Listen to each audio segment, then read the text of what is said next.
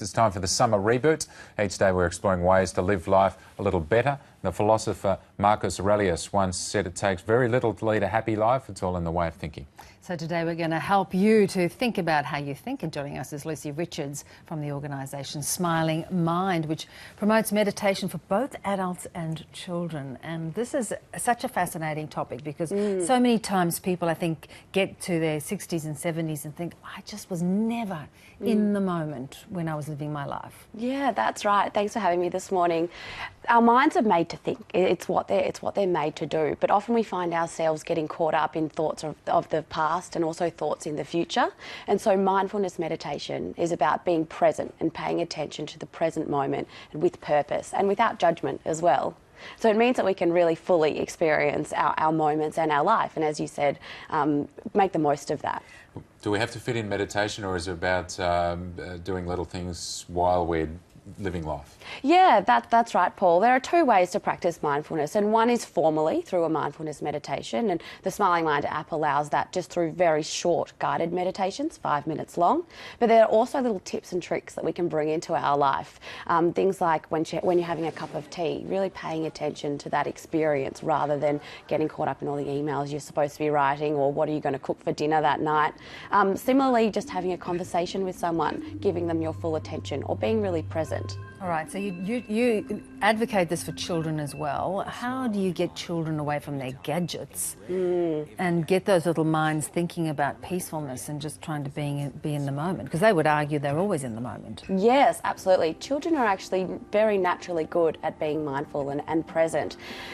Smiling Mind, it's about using technology for good rather than evil, and using the app as a way to get that buy-in through technology and with young people. And then the skills they learn through practicing mindfulness allow them to naturally be more present in the moment. And as a parent, if you've got young people in your lives, the best thing that you can do in order to encourage mindfulness in your children is to be present yourself. And kids, if they're not doing anything, if they don't want to think too much, they start thinking they're bored.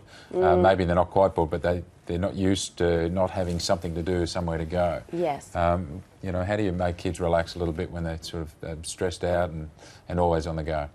Sure. We're very used to being stimulated in our lives, having something to do, whether that's on the phone or other inputs in our life.